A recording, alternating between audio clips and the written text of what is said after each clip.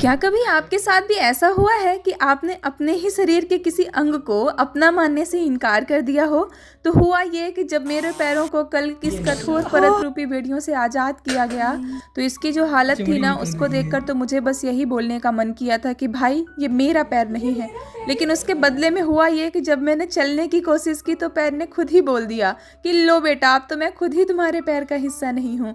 लेकिन अपना मानकर पैरों को साफ करके डॉक्टर से मिलके आई मैं भाई के पास, उससे अपनी दवाइयाँ लेकर चाची के पास आई अपना दुख सुनाने कि चाची ये तो प्लास्टर लगे रहने पर ही ठीक था, निकलने के बाद तो और कष्ट दे रहा है। थोड़ी देर चाची के पास बैठकर डाटा ट्रांसफ़र करके जब दुख कम हुआ तो मैं आई घर के लिए कुछ ज़रूरी सामान लेने।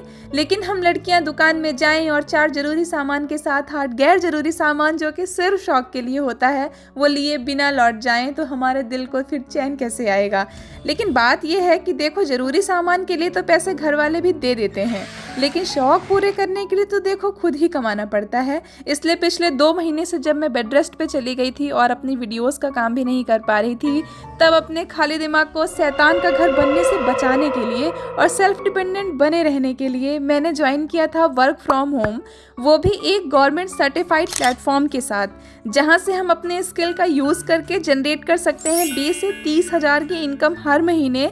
तो अगर आप में से भी कोई घर पे रहकर काम करना चाहते हो तो स्क्रीन पर दिख रहे नंबर पर व्हाट्सएप करके वर्क डिटेल्स प्राप्त कर सकते हो। दुख दर्द पीड़ा को भूलकर बहुत सारे पैसे फूंक कर सामान लिया और मैं घर आई, और घर आते ही शुरू हुई टीनू की नौटंकी कि अब तो तुम्हारा प्लास्टर निकल गया तो चलो खेलो मेरे साथ। और जब उसको प्यार नहीं मिला तो शाम को चाचू के आते ही सबसे पहले उसने जाके उनसे शिकायत लगाई कि इनको डांटो, ये मुझे प्यार नहीं करते।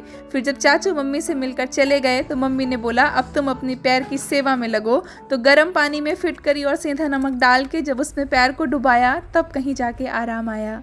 राधे राधे।